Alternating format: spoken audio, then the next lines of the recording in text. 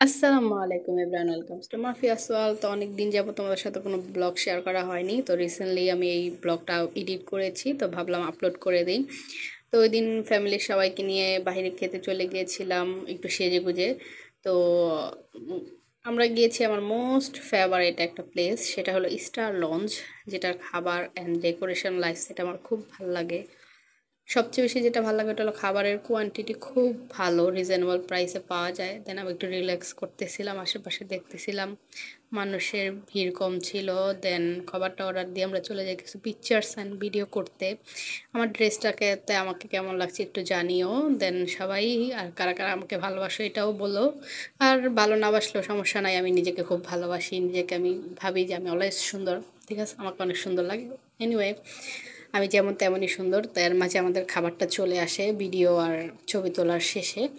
তো খাবারের কোয়ান্টিটি খুব ভালো, এটা আমি আগেই বলে দিয়েছি। তো আমরা যেটা অর্ডার করি ওটা একটা ফ্রেন্ডলি আর কি, বাজেট ফ্রেন্ডলি খাবার ছিল, যেটার প্রাইস আহামরি ছিল না, 315 টাকা ছিল। আর যারা তোমরা একটু বাজেট কম, তারা ফ্যামিলি ফ্রেন্ড বা আদার্স সবাইকে নিয়ে খেতে যেতে পারো এখানে।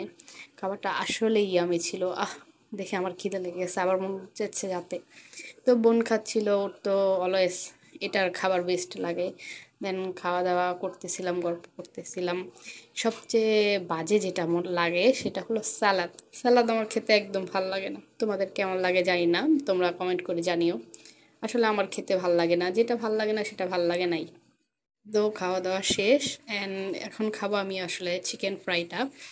এটাও ভালো ছিল, গরম গরম ছিল, সার্ভ করছিল গরমই, প্রতিটা খাবারই গরম গরম ছিল। তো এটা আমার বেশি ভালো লাগছিল, কারণ আমি ফার্স্ট টাইম সস দিয়ে খেয়েছি।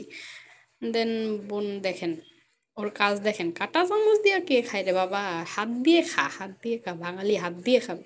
খাওয়া দাওয়া শেষে একটু ভিডিও ক্লিপ নিলাম, দেন বিলটা চলে আসলো, দিলাম। তারপর খাওয়া দাওয়া শেষে এখন চলে যাব বাসায়। তো লিফটের ওয়েট করতেছিলাম, তো যাওয়ার সময় একটা আইসক্রিম কিনে নিয়ে যাই বোন।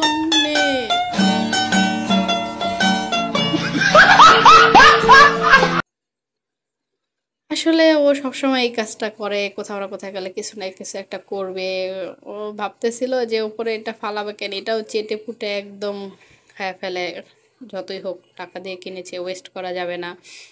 দেন খাওয়া দাওয়া শেষে একটা ঠান্ডা খেতে খেতে চলে যাব বাসায়। তো তোমাদের সাথে অনেক কিছু শেয়ার করলাম, আরও কিছু শেয়ার করব। ভালো লাগলে দেখা হচ্ছে নেক্সট ব্লগে। আল্লাহ হাফেজ।